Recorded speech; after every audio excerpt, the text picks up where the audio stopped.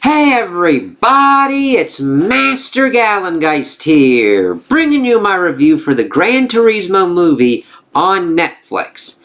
And I did not like this movie. Now, just because I'm usually more of an Xbox person doesn't mean that I hate PlayStation at all. I did like the kind of PlayStation sound effects that they used within this film. However, I don't think this was a well put together film. It mainly should have more focused on the racing. Those were the aspects that I really enjoyed. And I felt that it tried to almost be a giant advertisement for PlayStation and Gran Turismo while also shitting on it at the same time. It's really kind of weird. It's your basic level car racing movie, but it shits on gamers, even though gamers are like the main kind of ones that would watch this and are the main kind of protagonistic force in it. It's just really weird. At least that's the vibe that I got from it. And I've just seen better racing movies. I would more recommend Ford versus Ferrari as a good racing movie that's got Christian Bale and Matt Damon in it. That one was really good. And I liked that kind of aspect of seeing Ford versus Ferrari and doing all that kind of stuff. Here, I felt for Jan, the main character, this is based on a true story, doing that kind of stuff, of him going through and using his racing skills to eventually get into and actually become a racer. It's just, there's that part that you got to get through of him doing this stuff, getting the whole thing set up, and then him doing the racing. And the racing, they sometimes put through faster, like, I actually rather would have seen the racing and him dealing with it as a character rather than just kind of like blasting through it towards a certain extent. Granted, I did like the actor that they got for Jan, and there's this. They have the actor who played Rand Althor in The Wheel of Time in here, and he plays a good dickhead in this one. Like, I'm like, oh, okay. Granted, he's not given much to work with other than dickhead rival, but he plays it well enough where I'm like, okay. So, we see that Orlando Bloom is this sketchy kind of fucking marketing executive that puts forth to the Nissan group that they should... He's got issues because he's pretty much been going and collecting defaulting payments for people that are driving Nissan cars, and to reignite the marketing passion to try and make a professional racer out of a Gran Turismo player. How this got kind of greenlit, not the movie, but like this actual idea, I'll never know. Because the people in the room being like, that's fucking insane. Why the fuck would we ever do that? Because of the different kind of aspects that you need to know in driving the cars. Now granted, that doesn't mean that a gamer can't figure these things out. Jan, we see, has an affinity for cars and understands how they kind of work together. I kind of wish they went deeper into the aspect of Gran Turismo and the creative studio and what they did to make it as a racing sim more than just a game, because there are differences in games. There's arcade racers, which are not asked, who don't give a shit at all about realism, and then there's ones that are like Forza and Gran Turismo, which do like realism as much as possible with certain kind of things. Mainly, I think Forza Motorsport. I'm not that much into race car sims, racing sims. So, but it looks like it. I mean, because we get bits at the end of the movie where they're like kind of going through and showing them scanning the cars, getting the noises, doing all that stuff. I'm like, yeah, that's the kind of shit that I thought I'd be seeing in this movie. But his idea is greenlit. He's trying to get like chief engineers to sign off on this. We get, for some reason, a fucking Sony Walkman carding David Harbour, who is like, I'm not going to do it. And then he does it because dickhead dude's like, I can do whatever I fucking want, because he's dickhead mode. And he's like, I'm emotion, blah, blah, blah. And then he's like, fuck it, I'll do it. And then we see that Jan has trouble with his family, because his dad's like, I don't understand your PlayStation shit. And we don't get that until they have an emotional heart-to-heart as they're like both proud of each other. And I'm like, alright.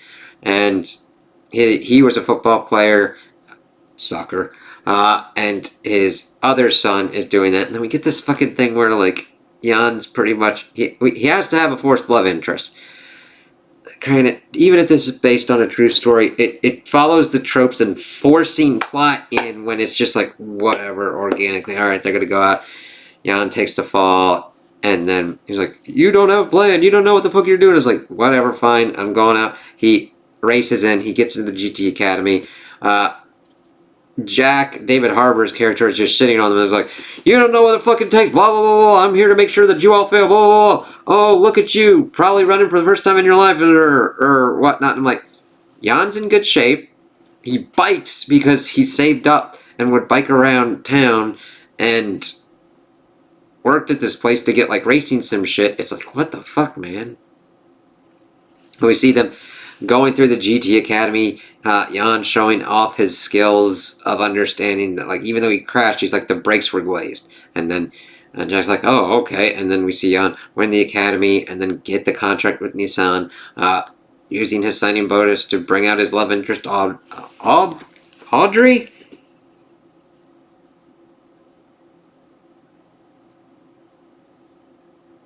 Audrey, yes. Had their fun little time in Tokyo. He gets a little thing to, like, replace the dude's Walkman, which is another Sony product. I understand Sony's big in Japan, and I get it. It's just, it's really weird when you essentially see corporate marketing to this level of, like, I understand you're behind it, but for the love of fuck, if you made a dildo, I swear to God I'd fucking see it in this film too. Oh, you don't need to put everything you make into the fucking movie. And if it comes to sacrificing it of being a corporate marketing propaganda piece instead of an actual fucking movie, what's the goddamn point? Because that's the thing. That shit ruins, like, it just pops up enough to fuck you up, and then you're like, just show me the racing shit. Show me him learning the skills and doing this, and Jack helping him, and him learning, and then him having that really big thing where he needed to get in fourth to get his license, but he's getting towards the end, and he's trying to kind of get through it, and he has this horrible accident happen, where he's in the Nürburgring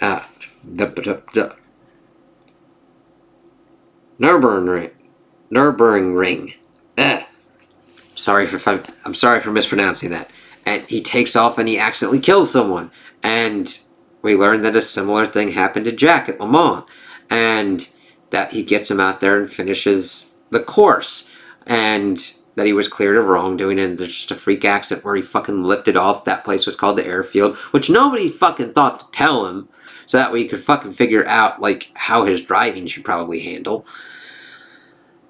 But he then gets into Le Mans. We see him working with the rest of the people, and they eventually get a third place podium finish and celebrate and everything. It's like, oh, okay. That's the kind of stuff that I was interested in. The other stuff of, like, just being...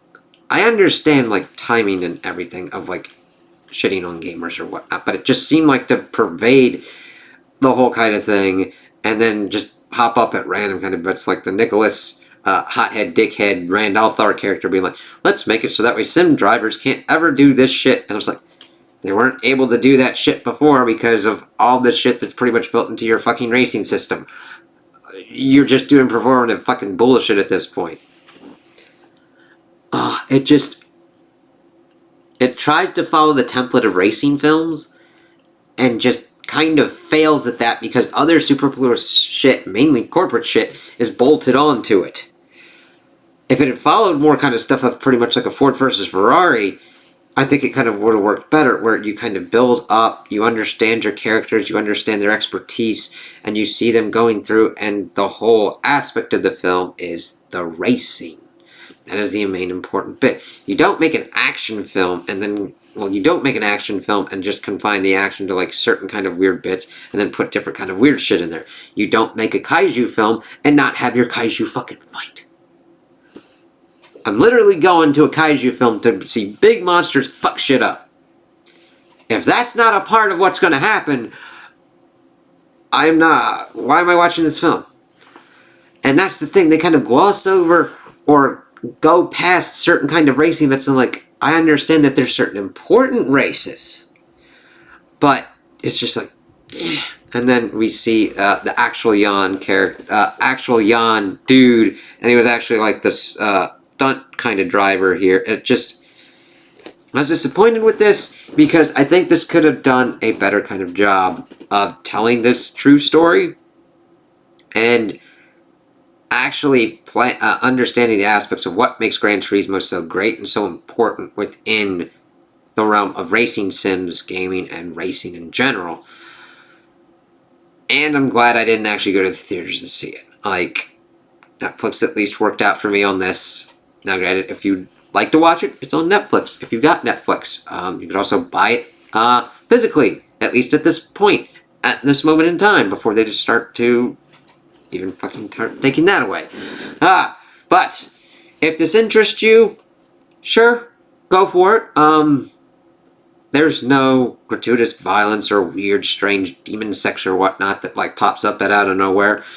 I don't know why I brought up those examples, but like it doesn't have any weird kind of crazy shit. It's a passable race car film, though granted I would more recommend Ford versus Ferrari. I mean, I've watched it enough. I mean, I went to the theaters to watch it, but then it also comes on channels well enough that I would definitely recommend that one more to scratch your racing movie itch, if you feel so.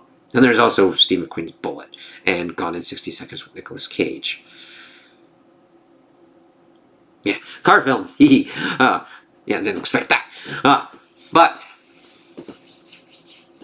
otherwise, I would just say that it would be good enough for noise in the background. I don't really have any problems with the actors. They did what they needed to for the roles and their directions. It was mainly down to content and executing and trying to get this weird fucking film together. Ugh. So, those are my opinions on the movie. Tell me what you guys think in the comments below. If you liked it, if you didn't like it, if you agree with me, if you disagree with me. Also like and subscribe, and I hope you have a good day.